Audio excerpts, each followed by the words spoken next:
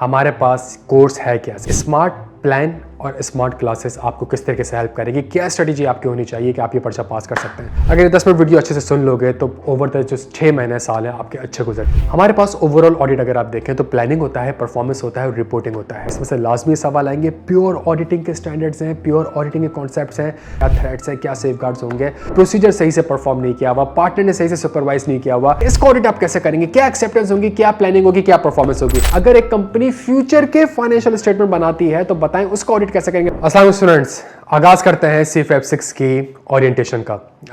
आज की ओरिएंटेशन के 3 से 4 एजेंडा है। सबसे पहला, हमारे पास कोर्स है क्या। सही है, ये इसलिए ज़रूरी है ताकि आपको पता चल जाए कि ये एडवांस ऑडिट एंड एश्योरेंस के पर्चे में एक्चुअली क्या है। ठीक है। दूसरी सबसे इंपॉर्टेंट चीज़ कि स्मार्ट प्लान और स्मार्ट क्लासेस आपको किस तरीके से हेल्प करेगी, क्या स्ट्रेटेजी आपकी होनी चाहिए कि आप ये पर्चा पास कर सकते हैं। अगर ये 10 मिनट वीडियो अच्छे से सुन लोगे तो ओवर द जो 6 महीने साल है आपके अच्छे गुजर जाएंगे। ठीक है। देखें, सबसे पहली चीज़, हमारे पास जो CFAP6 advance audit and assurance है, इसके पीछे 3 किताबें हैं। एक वॉल्यूम 1 है, एक वॉल्यूम 2 है और एक ICAP के कोड ऑफ एथिक्स है। ठीक है। वॉल्यूम 1 की जो हमारी किताब है, इसकी वेटेज ICAP ने 60 से 80 नंबर रखे हैं, 60 से 80 मार्क्स रखे हैं। सही है। और इस वॉल्यूम 1 को 3 ग्रेड्स में तोड़ा हुआ है। सही है। उन 3 ग्रेड्स की वेटेज जो है वो 60 से 80 मार्क्स तक की है। हमारे पास ओवरऑल ऑडिट अगर आप देखें तो प्लानिंग होता है, परफॉर्मेंस होता है और रिपोर्टिंग होता है। एग्जामिनर ने एग्जैक्टली ये किया है। वॉल्यूम 1 के अंदर भी 3 चीज़ें हैं, प्लानिंग, परफॉर्मेंस और रिपोर्टिंग। और प्लानिंग, परफॉर्मेंस और रिपोर्टिंग को एग्जामिनर ने 60 से 80 मार्क्स तक की वेटेज दी है आपके पेपर में। उसके बाद हमारे पास जो वॉल्यूम 2 है, उसमें से कुछ वॉल्यूम 1 के स्टैंडर्ड्स और वॉल्यूम 2 के जो हमारे पास स्टैंडर्ड्स हैं, उसकी एग्जामिनर ने वेटेज आपको रखी है 15 से 20 मार्क्स। और फिर हमारे पास जो ICAP के कोड ऑफ एथिक्स हैं और क्वालिटी के जो स्टैंडर्ड्स हैं, उसमें एग्जामिनर ने 10 से 15 मार्क्स तक की वेटेज रखी है। ये हमारे पास ओवरऑल जो है CFAP का सिलेबस है। थोड़ा सा उसको और माइक्रो लेवल पे आते हैं और थोड़ा सा देखते हैं। मैं पहले छोटी ग्रेड्स को डिस्कस करता हूँ। हमारे पास जो ICAP के कोड ऑफ एथिक्स है और जो ISQM1 और ISQM2 क्वालिटी के स्टैंडर्ड्स हैं, इसकी एग्जामिनर ने वेटेज 10 से 15 मार्क्स तक की रखी है। इसमें से लाजमी सवाल आएंगे, प्योर ऑडिटिंग के स्टैंडर्ड्स हैं, प्योर ऑडिटिंग के कॉन्सेप्ट्स हैं कि अगर फॉर एग्जांपल आपने क्लाइंट से लोन लिया हुआ है, कोई फैमिली एंड पर्सनल रिलेशनशिप है, तो बताएं क्या सिनेरियो अप्लाई होगा, क्या थ्रेट्स हैं, क्या सेफगार्ड्स होंगे। इसी तरीके से फॉर एग्जाम्पल क्वालिटी के स्टैंडर्ड्स अगर हैं कि एक ऑडिट चल रहा है और उस ऑडिट में फॉर एग्जाम्पल सीनियर के पास कंपनी के शेयर्स हैं, सिग्निफिकेंट रिस्क को आइडेंटिफाई नहीं करा हुआ, प्रोसीजर सही से परफॉर्म नहीं किया हुआ, पार्टनर ने सही से सुपरवाइज नहीं किया हुआ, टाइम सही से नहीं दिया हुआ, तो इन चीजों के ऊपर क्वालिटी के स्टैंडर्ड्स हमारे पास अप्लाई हो जाएंगे। जो ऑडिट के क्वालिटी के स्टैंडर्ड्स हैं वो अप्लाई हो जाएंगे, 10 से 15 मार्क्स है। इसके बाद हमारे पास जो एक और वेटेज है जिसमें वॉल्यूम 1 के कुछ रिपोर्टिंग के स्टैंडर्ड्स और हमारे पास वॉल्यूम 2 के रिपोर्टिंग के स्टैंडर्ड्स, इसकी एग्जामिनर ने वेटेज 15 से 20 मार्क्स रखी है। इसमें है क्या, अगर आप एक कंपनी, एक फाइनेंशियल स्टेटमेंट जो कि स्पेशल पर्पस पे बन रहा है, इसका ऑडिट आप कैसे करेंगे, क्या एक्सेप्टेंस होगी, क्या प्लानिंग होगी, क्या परफॉर्मेंस होगी। इसी तरीके से अगर एक पूरे फाइनेंशियल स्टेटमेंट का नहीं बल्कि फाइनेंशियल स्टेटमेंट के किसी स्पेसिफिक एलिमेंट का अगर ऑडिट करना है, बताएं आप कैसे एक्सेप्ट करेंगे, क्या प्लानिंग होगी, क्या परफॉर्मेंस होगी। अगर समराइज्ड फाइनेंशियल स्टेटमेंट है तो उसका ऑडिट कैसे करेंगे, अगेन उसके ऊपर IS 810 अप्लाई हो जाता है। इसी तरीके से फॉर एग्जांपल अगर आपने ऑडिट नहीं करना है, आपने एग्रीड अपॉन प्रोसीजर्स करने हैं, तो हमारे पास वॉल्यूम 2 के स्टैंडर्ड अप्लाई हो जाएंगे। अगर आपने ना ऑडिट करना है, ना रिव्यू करना है, ना एश्योरेंस देनी है, आपने सिर्फ कंपाइलेशन में मैनेजमेंट को असिस्ट करना है, तो कंपाइलेशन एंगेजमेंट के स्टैंडर्ड अप्लाई हो जाएंगे। अगर एक कंपनी फ्यूचर के फाइनेंशियल स्टेटमेंट बनाती है तो बताएं उसका ऑडिट कैसे करेंगे। प्रोस्पेक्टिव फाइनेंशियल, अगर कंपनी बजट बनाती है, फोरकास्ट बनाती है, बताइए एंगेजमेंट एक्सेप्ट करेंगे कि नहीं करेंगे, बताएं आपकी क्या प्लानिंग होगी, क्या परफॉर्मेंस होगी। इसके ऊपर हमारे पास ICAI 3400 अप्लाई हो जाता है। अगर सर्विस ऑर्गेनाइजेशन के कुछ स्टैंडर्ड्स हैं उसके ऊपर आपने एश्योरेंस देनी है तो ICAI 3402 अप्लाई हो जाएगा। तो ये प्योर ऑडिटिंग के स्टैंडर्ड्स जो हमारे पास हैं, इसकी अगर मैं दोनों ग्रेड्स को मिला लूं, कोड ऑफ एथिक्स प्लस ये, तो हमारे पास जो इसकी वेटेज बनती है वो 25 से 35 मार्क्स बनती है। तो volume 2 code of ethics pure auditing standard. सही है। अच्छा, वॉल्यूम 1 में आते हैं जिसकी वेटेज 60 से 80 मार्क्स है हमारे पास। सही, वॉल्यूम 1 में अगर मैं आपको देखूं तो 60 से 80 मार्क्स तक की वेटेज है। इसको भी अगर मैं थोड़ा सा और मैक्रो लेवल पे लेके चलूं तो प्लानिंग है, परफॉर्मेंस है, रिपोर्टिंग है। हमारे पास जो रिपोर्टिंग है इसकी वेटेज 20 से 30 मार्क्स है। हमारे पास जो प्लानिंग है इसकी वेटेज 15 से 20 मार्क्स है। और हमारे पास जो परफॉर्मेंस, जो बाकी स्टैंडर्ड्स हमारे पास बच जाते हैं जिसका हम ऑडिट कर रहे होते हैं, हिस्टोरिकल फाइनेंशियल स्टेटमेंट का, उसकी वेटेज हमारे पास 25 से 30 मार्क्स है। अगेन वॉल्यूम 1 का अगर मैं खुलासा करूँ, वॉल्यूम 1 के अंदर ISA 200 से लेके ISA 720 तक जितने भी स्टैंडर्ड्स हैं, इसमें से एग्जामिनर ने वादा किया आपसे कि वो 60 से 80 नंबर का पेपर पूछेगा। थोड़ा सा और अगर मैं आपके लिए थोड़ी सी आसानी करूँ तो हमारे पास जो ऑडिट कंक्लूजन और रिपोर्टिंग के हैं, इसमें सिर्फ 6 ही स्टैंडर्ड हैं। Audit report, audit opinion, modified opinion as 705 की ऑडिट मैटर्स है। ये की ऑडिट मैटर कम्युनिकेट करना है कि नहीं करना, की ऑडिट मैटर और एडवर्स ओपिनियन है, बताएं की ऑडिट मैटर कम्युनिकेट होगा कि नहीं होगा, की ऑडिट मैटर डिस्क्लेमर है, बताएं होगा कि नहीं होगा। इन द अबव सिनेरियो बताएं कौन सा मैटर की ऑडिट मैटर है, सो कैसे कम्युनिकेट करेंगे, प्योर ऑडिटिंग स्टैंडर्ड। इसी तरीके से एम्फेसिस ऑफ मैटर पैराग्राफ और अदर मैटर पैराग्राफ, क्या इस मैटर के ऊपर एम्फेसिस देना चाहिए, क्या इस मैटर के ऊपर अदर मैटर पैराग्राफ देना चाहिए। उसके बाद हमारे पास एक और स्टैंडर्ड है एज 710 कि अगर पिछले साल के ऑडिट में कोई मसला हो जाता है, पिछले साल का ओपिनियन मॉडिफाइड है, तो इस साल के ओपिनियन में क्या इंपैक्ट होगा। पिछले साल का अनमॉडिफाइड ओपिनियन है और आपने जब ऑडिट किया तो आपको पिछले साल एक मटेरियल मिस स्टेटमेंट आइडेंटिफाई हो गई, बताएं आप इस मैटर को कैसे एड्रेस करेंगे, आपके ओपिनियन में क्या फर्क पड़ेगा, आपकी रिपोर्ट में क्या इंपैक्ट आएगा। इसी तरीके से Aiza 720 other information financial statement के साथ इसके अलावा भी बहुत सी इंफॉर्मेशन लगी होती है, directors report, chairman report, CFO report. अगर ये रिपोर्ट्स लगी हुई हैं तो क्या इसके ऊपर आपकी कोई जिम्मेदारी है कि नहीं है, और अगर अदर इंफॉर्मेशन में कोई मसला होता है तो बताएं इसको कैसे टैकल करेंगे। ये हमारे पास प्योर रिपोर्टिंग के जो स्टैंडर्ड्स हैं वो ऑडिटिंग के स्टैंडर्ड्स हैं प्यारे बच्चों, और इसकी वेटेज आके अपने 20 से 30 मार्क्स रखी है। जो बाकी स्टैंडर्ड्स बचे इसमें हमारे पास एक एरिया है प्लानिंग का, जिसके अंदर उसने स्ट्रेटजी को, ऑडिट रिस्क को, फ्रॉड को, मटीरियलिटी को, रिस्पॉन्सेस को रखा हुआ है। और ये वो एरिया है। और जो अच्छा ये इसकी वेटेज आके आपने कितनी रखी है, 15 से 20 मार्क्स। इसका मतलब है सर वॉल्यूम 1 के जो बाकी स्टैंडर्ड्स हैं आईएसओ 200, 210, 220, आईएसओ 402 हमारे पास हो गया, 250, 260, 270, 250 लॉज एंड रेगुलेशन। अगर लॉज एंड रेगुलेशन की नॉन कंप्लायंस होती है, बताएं एज एन ऑडिटर आप क्या करेंगे। ये मैटर है कंट्रोल डेफिशिएंसी, ये बताएं मैनेजमेंट को कम्युनिकेट कैसे करेंगे। ये वो मैटर है फॉर एग्जांपल जिसमें हमने बोर्ड को कम्युनिकेट करना, जो हम कवर लेटर बनाते हैं, बोर्ड लेटर बनाते हैं, उसकी ड्राफ्टिंग आपसे वो पूछ रहा है। सही है। थोड़ा सा और आगे चले तो इसके अंदर एनालिटिकल प्रोसीजर भी है, इसके अंदर सैंपलिंग भी है, इसके अंदर ऑडिटिंग अकाउंटिंग एस्टिमेट्स भी है, इसके अंदर रिलेटेड पार्टी भी है, सब्सिक्वेंट इवेंट भी है, गोइंग कंसर्न भी है, रिटन रिप्रेजेंटेशन भी है, ग्रुप ऑडिट भी है, इंटरनल ऑडिट भी है, एक्सपर्ट भी है। ये जितने भी स्टैंडर्ड्स हैं एग्जामिनर ने इसकी वेटेज 25 से 30 मार्क्स तक की रखी। तो ये अगर मैं ऑडिट के पूरे सिलेबस को देखूँ और आईकैप के वादे को देखूंगा, आईकैप कहता है कि मिनिमम इतना तो पूछूंगा, मैक्सिमम इतना पूछूंगा, तो क्या हमारे पास, क्या ये कहना जायज़ होगा कि सर पेपर का पैटर्न चेंज हो गया। जो एक अक्सर बच्चा जो एक क्वेरी कर रहा है कि सर क्या पेपर का पैटर्न चेंज हो गया है। पेपर का पैटर्न प्यारे बच्चों बिल्कुल भी चेंज नहीं हुआ है।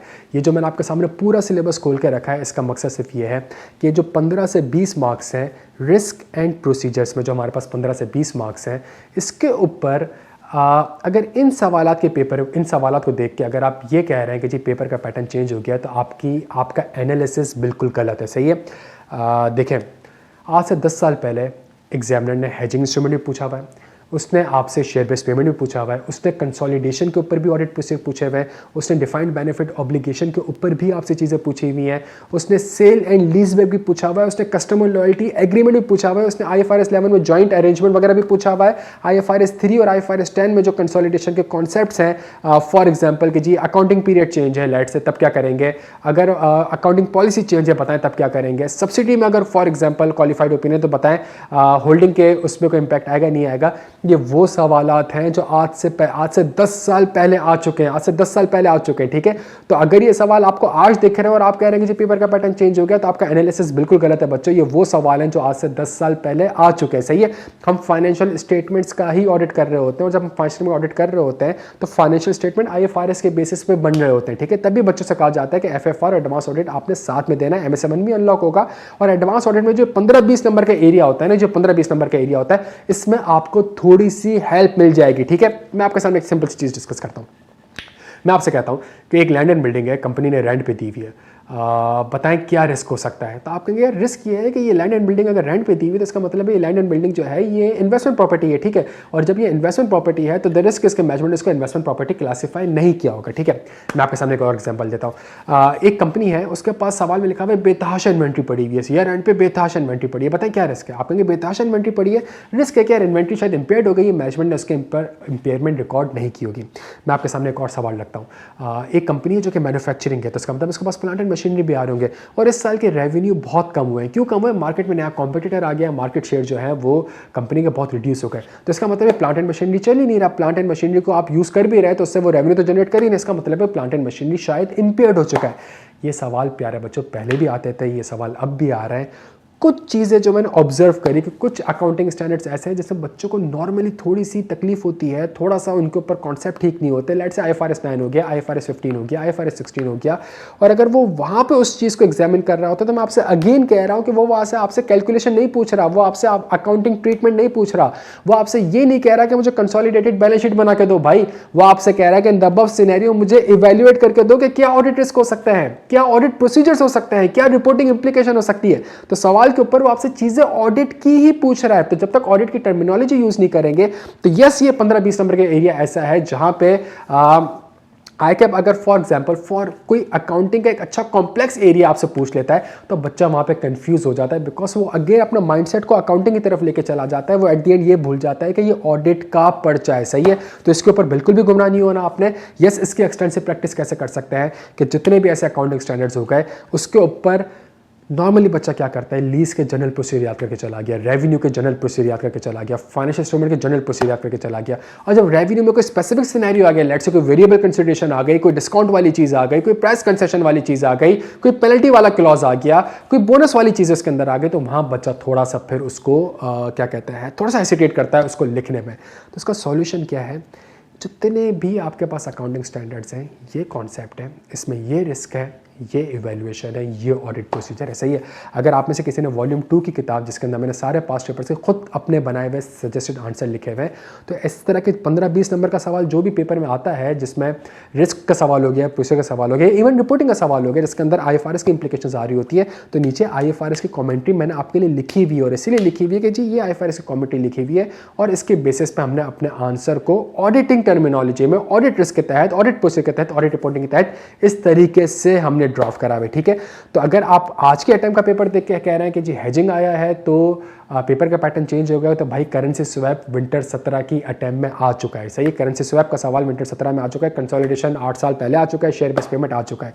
तो ये चीज़ें पहले से आ रही है, पेपर का पैटर्न बिल्कुल चेंज नहीं हुआ। ठीक है, लास्ट अटेम्प्ट में IT से रिलेटेड 25 नंबर का सवाल आया था, तो ये सब्जेक्ट ऐसा है कि जिसके अंदर IT भी ICAP आपसे एग्जामिन कर रहा है। एक अटेम्प्ट ऐसी थी जिसके अंदर उसने कोड ऑफ कॉर्पोरेट गवर्नेंस से रिलेटेड आपसे चीज़ें पूछनी। सही है, एक अटेम्प्ट ऐसी थी इसमें कोड ऑफ कॉर्पोरेट गवर्नेंस में जो ऑडिटर के ऊपर रिस्ट्रिक्शन है उससे रिलेटेड उसने आपसे चीज़ें पूछनी। सही है, तो उसके अंदर वो कभी कभी लॉ भी एग्जामिन कर लेता है, कभी कभी IT भी एग्जामिन कर लेता है। एक ऐसी चीज़ फॉर एग्जांपल जॉइंट ऑडिट, उसके ऊपर कोई ऑडिटिंग स्टैंडर्ड ही नहीं है, ICAP की गाइड है, ICAP ने जॉइंट ऑडिट के ऊपर भी एक अटेम्प्ट में 15 नंबर का सवाल पूछ लिया है। तो अपना परसेप्शन बिल्कुल क्लियर रखें, जब आप एक कंपनी का ऑडिट कर रहे होते हैं तो उसके अंदर लॉज एंड रेगुलेशन भी हैं, उसमें IT भी है, आप फाइनेंशियल स्टेटमेंट का ऑडिट कर रहे होते हैं, तो बहुत सी सारी चीज़ें हैं। तभी मैं कह रहा हूँ एट दी एंड ये एडवांस ऑडिट एंड एश्योरेंस का ही पर्चा है मेरे प्यारे बच्चों। सही है, तो जब तक आपका माइंडसेट चेंज नहीं होगा, आप अगर अपना माइंडसेट गलत लेके चलेंगे और उस गलत माइंडसेट के तहत अगर आप पढ़ाई कर रहे होंगे बच्चों, तो आपका पेपर पास करना थोड़ा सा मुश्किल हो जाएगा। सेकंड चीज़, हमारे पास जो पोर्टल है CFF6 का दिसंबर 24 के लिए, जून 25 के लिए, दिसंबर 25 के लिए, उस पोर्टल में बच्चों के लिए मैंने दोनों चीज़ें रखी हुई हैं। उस पोर्टल के अंदर मैंने फिजिकल क्लासेस भी रखे हुए हैं, जो वो फिजिकल क्लासेस जो इससे कुछ लेक्चर 1 साल पुराने हैं, कुछ 1.5 साल पुराने, कुछ 2 साल पुराने, कुछ 2.5 साल पुराने, लेकिन अभी भी रेलिवेंट है। और कुछ लेक्चर्स और हमारे पास जो एक दूसरा इसी एक ही पोर्टल के अंदर जो दूसरा टैब होगा वो स्मार्ट क्लासेस का होगा, वो सबसे लेटेस्ट लेक्चर है। रिस्क असर रिवाइज हुआ है, रिस्क अपडेटेड लेक्चर वहाँ पे है। ISQM1 ISQM2 रिसेंटली चेंज हो गया था, ISQC1 था पहले, अब ISQM1 ISQM2 हो गया है, वो चीज़ें वहाँ पे ऑलरेडी इंक्लूडेड है। सबसे लेटेस्ट लेक्चर है। मेरी पर्सनल रिकमेंडेशन मांगेंगे, मैं आपसे स्मार्ट क्लासेस ही रिकमेंड करूँगा, इसलिए बिकॉज एक पहली बात तो ये कि इसमें आपका टाइम सेव हो रहा है। फिजिकल क्लासेस वाले लेक्चर भी है, वो भी रेलेवेंट है, ऑल्दो 2 साल पुराने 3 साल पुराने, रेलेवेंट वो भी है, कॉन्सेप्ट चेंज नहीं हुआ है। अगर एक सवाल विंटर 18 में आया हुआ है, सही है, और लेट से मैंने 2020-21 में सवाल फिजिकल में करवाया था किसी जमाने में, तो वो सवाल का आंसर आज भी वही है, बिकॉज कॉन्सेप्ट भी वही है और चीज़ें भी वही है। ठीक है, तो रेलेवेंट वो भी है, लेकिन स्मार्ट क्लासेस में बच्चों आपका फायदा है, आपका टाइम सेव होगा। ठीक है, फाइनल में फर्म के साथ साथ चीज़ों को मैनेज करना बहुत मुश्किल हो जाता है। तो एक चीज़ 150 घंटे की चीज़ को अगर मैं 70-80 घंटे में लेकर आ गया हूँ, ज़्यादा एक्सटेंसिव करके, ज़्यादा कवरेज के साथ, ज़्यादा कॉन्सेप्ट क्लैरिटी के साथ और एक सिंक्रोनाइजेशन के साथ, तो इसमें आपका फायदा है, आपके लेक्चर्स, आपके प्रैक्टिस फौरन से कवर्ड हो सकती है। और इन्हीं चीज़ों के लिए मैंने काम ये करा है कि स्मार्ट प्लान बनाया हुआ है। इस स्मार्ट प्लान को फॉलो करेंगे बच्चों तो बड़े आराम से आप क्या कहते हैं, आपकी तैयारी ओवर द टाइम प्रोग्रेस हो सकेगी। साथ साथ मॉक्स वगैरह भी हमारे पास हो रहे होंगे और उसी के साथ क्यूएनए सेशन भी हो रहे होंगे। आखिरी चीज़, जब आप पोर्टल खोलेंगे, जब आप पोर्टल का एक्सेस लेंगे, तो उसमें आपको ISA 200 का सबसे पहला लेक्चर ISA 200 कॉन्सेप्चुअल फ्रेमवर्क दिखेगा, फिर आपको ISA 200 दिखेगा, फिर आपको ISA 210 दिखेगा। तो आप कहेंगे कि यार ये शायद कैफ के लेक्चर हैं, और आप ग्रुप में क्वेरी करते भी हैं, सही है बच्चों, बिल्कुल कैफ के लेक्चर है। लेकिन ये वो चीज़ें हैं कि जब कोर्स कंप्लीट हो रहा होता है ना, तो बच्चा पेपर से 1-1.5 महीने पहले कहता है कि सर आपने ISA 200 नहीं पढ़ाया, आपने ISA 210 नहीं पढ़ाया, आपने लेट से ISA 505 नहीं पढ़ाया। तो ये वो लेक्चर्स हैं बच्चों जो कि आप एंड में फरमाइश करते हैं कि भाई सर ये लेक्चर तो आपने पढ़ा ही नहीं। तो उन लेक्चर्स को मैंने स्टार्ट में रखा हुआ है, इसके आगे ऑप्शनल लिखा हुआ है, आप चाहें तो ये लेक्चर ले लें, आप चाहें तो ये लेक्चर ना लें। बहुत सा बच्चा फाइनल में मुझसे जब पढ़ता है तो उसने फॉर एग्जाम्पल कैफ मुझसे नहीं पढ़ा हुआ होता, तो वो कहता है कि सर मुझे बिल्कुल बेसिक से लेकर चलना है, बिकॉज कैफ के मेरे वो कॉन्सेप्ट इस तरीके से अच्छे नहीं थे, सही है, तो मुझे बेसिक से लेकर चलना है। तो तभी वो लेक्चर्स वहाँ पे हैं ऑप्शनल के नाम से। आपने देखना है ISA 200 का लेक्चर आप देख लें, आपने नहीं देखना ISA 210 का लेक्चर, आप एंगेजमेंट लेटर का लेक्चर ना देखें। आपके पास पोर्टल पे ISA 402 सर्विस ऑर्गेनाइजेशन आ रहा है, आपके पास ग्रुप ऑडिट आ रहा होगा, आपके पास ऑडिटर्स के बेतहाशा पास्ट पेपर्स के सवालात आ रहे होंगे, आपके पास कोड ऑफ एथिक्स के बहुत ही डिटेल्ड कॉन्सेप्ट आ रहे होंगे, आपके पास जो वॉल्यूम 2 के स्टैंडर्ड्स हैं वो चीज़ें आ रही होंगी। तो वो आप वहाँ से जो प्लान बना हुआ है उसके हिसाब से फॉलो कर सकते हैं। ये चीज़ें मैंने इसलिए रखी हुई है बिकॉज ICAP की ग्रेड में भी शामिल है। ICAP अपने ग्रेड में अपने ये रखे हुए स्टैंडर्ड्स को, सही है, कंफर्मेशन का स्टैंडर्ड्स रखा हुआ है अपनी ग्रेड में, तभी वहाँ पे शामिल है। तो उनको आप चाहें तो देख सकते हैं, आपको लगता है नहीं देखना आप ना देखें, ये आपकी मर्जी है, सही है। लेकिन उसके बेसिस पे तो वो तभी लेक्चर्स मैंने वहाँ पे रखे हैं ताकि वो बच्चा जिसने देखना है वो देख सके, जो बच्चा जिसको बिल्कुल स्क्रैच से लेके चलना है वो स्क्रैच से लेके चल सके। अगर आप स्मार्ट प्लान फॉलो करेंगे, मेरी पर्सनल सजेशन है, फिजिकल क्लासेस भी अवेलेबल है, स्मार्ट क्लासेस भी अवेलेबल है बच्चों, और वो बिल्कुल क्या कहते हैं, जो हमारी अपडेटेड ग्रेड है उसके हिसाब से अपडेटेड है। इसके अलावा जो भी क्वेरीज़ हो, व्हाट्सएप ग्रुप का लिंक है, वहाँ पे जो भी आपकी क्वेरीज़ वगैरह होंगी वो इंशाल्लाह हम कोशिश करेंगे कि उसको वहाँ पे एड्रेस करते हैं। कोशिश करेंगे अगर आप स्मार्ट प्लान फॉलो करेंगे तो मैं और आप सिंक्रोनाइज चलेंगे, सही है। इस वीक का टारगेट ऑडिट रिस्क के लेक्चर्स अगर आप देख लेंगे तो मेरे लिए भी आसानी होगी कि मैं ऑडिट रिस्क के ऊपर क्वेरी सेशंस वगैरह भी रख सकूँगा, आपको मजीद प्रैक्टिस क्वेश्चंस वगैरह भी दे सकूँगा। कोई भी क्वेरीज़ आपकी हो तो आप बिल्कुल पूछ सकते हैं। अपना बेहद ख्याल रखिएगा बच्चों, थैंक यू सो मच।